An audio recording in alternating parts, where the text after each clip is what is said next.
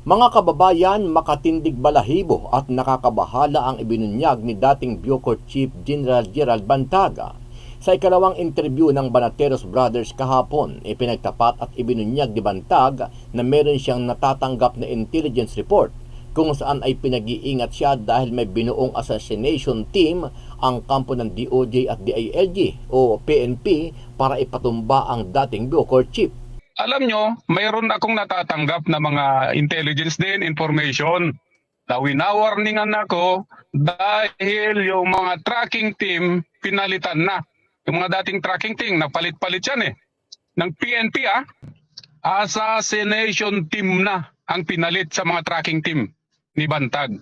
Sa kasagsagan ng interview, lantarang pinangalanan ni General Bantag ang team leader ng DILG at PNP General na naatasan at bumuo ng team at ang mismong tao na nakatukang pumaslang sa kanya. Ibig kong sabihin, sana hindi totoo na itong PNP General Romeo Karamat ng CIDG, ewan ko kung CIDG pa rin, yan ang nautusan. General Romeo Karamat, yan ang head ng assassination team against Bantag. Ito naman sinasabi kong underclass ko pa naman din ay si Colonel Hansel Marantan. Yan ang team, assassination team na naka-duty para patayin ako. Ano ang masasabi mo dito, kabayan? Ito na kaya ang dahilan kung bakit nagiging tahimik na itong si DILG Secretary Abalos dahil may masama silang plano kay General Gerald Bantag. Sama-sama nating panuorin ang buong video at pakikomment nyo po ang inyong mga reaksyon at sariling opinyon. Pero bago yan, muli po ako nag-iimbita. Sa mga hindi pa po nakasubscribe sa ating channel na Kabayan News PH, pakipindot po ang subscribe button at pakiclick na rin ang notification bell para lagi kang updated sa mga bagong upload natin na legit at napapanahong balita. Maraming pong salamat. Kasi ako naman magtatanong sa inyo, Banateros. Nako, ayun. Thank you sa opportunity. Ako naman magtatanong. Ito na ang tanong ko. Sige pa. Ready na kayo? Apa. Sige. Bakit kaya ay yung isang sekretary ay sobrang tahimik? Kilala nyo kung sino? Sino yun, boss? Di ba si Secretary Abalos? Ba't hindi natin naririnig na gaano? Ay, sakto. Oo nga, no? Ano na nga pala nangyari doon? Wala na akong balita. Wala na Ano masasabi niyo doon? Nag-resign na. Hindi kaya nag-resign na yun? Ano Sana. masasabi nyo kay Secretary Abalos? Meron ba kayong alam na? Hindi kasi ganito. Okay. Ang ano ko kasi dyan, palabas lang niya na, alam mo, uminit kasi siya, di ba? Ang daming nagagalit sa kanila ni Secretary Boying. Kasama siya sa nangyari nga sa muro-muro o kaya sa napaka-haphazard na pag-file ng kaso. Tapos yung premature na press conference, 95 or 99% solve ang case. Case closed. Ba't biglang kasi tinitira na siya ng mga taong bayan sa mga comments nila? Nakikita nagiging bumaba yung kanilang good reputation kung mayroon man silang good reputation. Pero sa totoo lang, para sa akin opinion ko lang ito. Kunwari lang yon.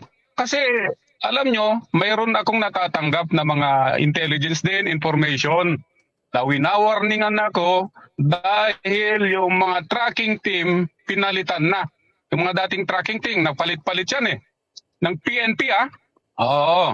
Ngayon yung ipinalit, tracking team pa rin ba? Sa palagay nyo, hindi na tracking team. Assassination team na ang pinalit sa mga tracking team ni Bantag. Ito, sana nga hindi totoo. Kung totoo man, okay lang. Pero ang ibig kong sabihin, sana hindi totoo na itong PNP General Romeo Karamat ng CIDG, ewan ko kung CIDG pa rin, yan ang nautusan daw kuno. Yun ang nakarating sa akin, hindi ko pa alam kung totoo hindi. General Romeo Karamat, yan ang head ng assassination team against Bantag. At ang kasama niya dyan, na pinakabata niya, ay underclass pa namin. Sana hindi nga totoo, sabi ko.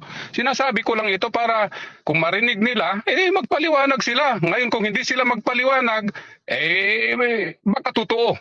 Ito naman sinasabi kong underclass ko pa naman din ay si Colonel Hansel Marantan.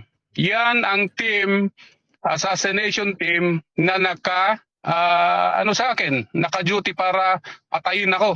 Nako. Medyo Kaya nga, ayos yan. hindi ako naniniwala na tahimik si Secretary Abalos. Kunwari lang yun. Kasi sino bang mag-uutos sa PNP, di ba? Under ng DILG yan. Hindi kaya si Secretary Boying ang nag-uutos sa kapulisan?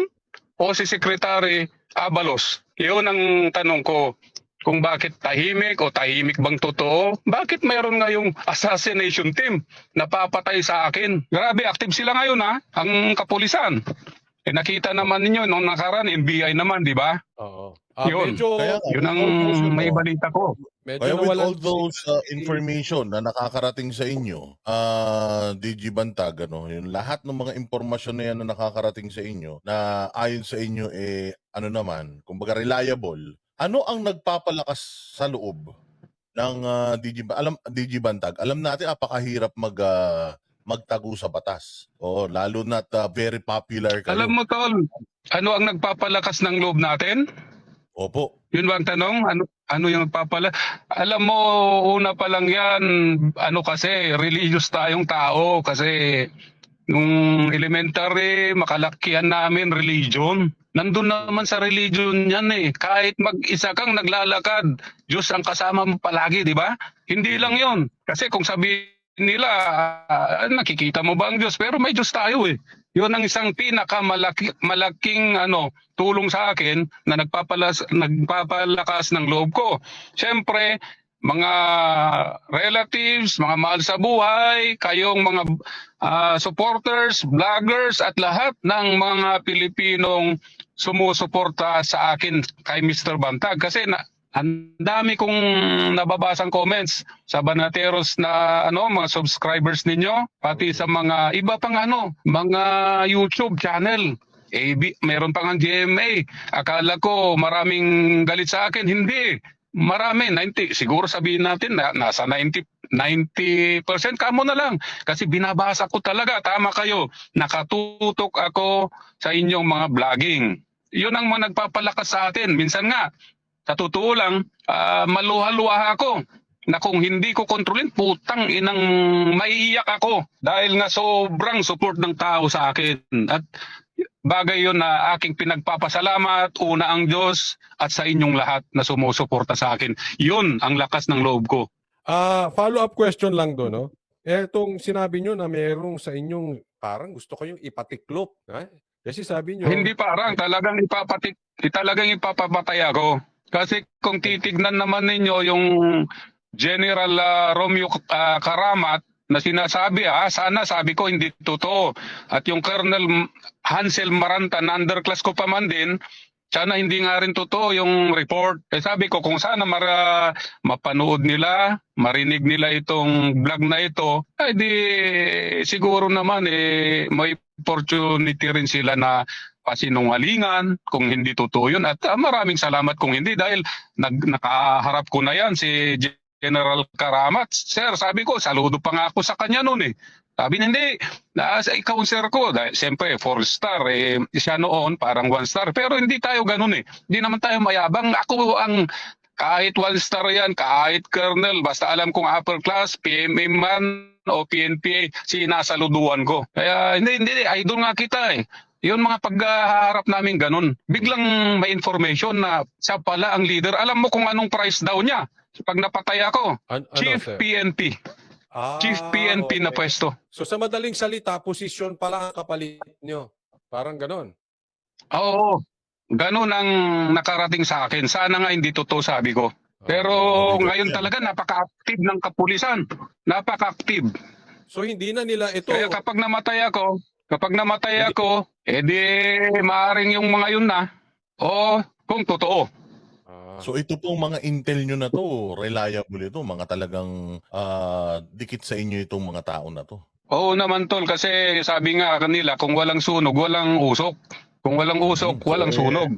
O mukhang marami pa rin talagang sumusuporta at nagmamahal sa inyo ng mga kaibigan nyo. Ngayon, medyo napansin ko, bukod sa sinabi mo kanina na tahimik ang ating DILG Secretary. Medyo tahimik din ngayon ng Bucor. Ha? Wala tayong masyadong naririnig sa Bucor. Mukhang gumaling na Kasi sila nga, ang doon. mainstream, alam mo tol, mayroon akong kaibigan, taga GMA. Ang mainstream media, sabi niya sa akin, sir, sabi niya, DJ, pasensya ka na.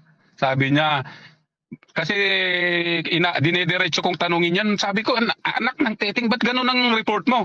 Sir, pasensya ka na, DJ, kasi ang hinahanap talaga ng mainstream media daw, yung negative. Tapos ngayon tahimik sila? Bakit naman So, ganon? Tama kaya yung sabi ng mga vloggers na nabusalan sila ng pera? Di ba?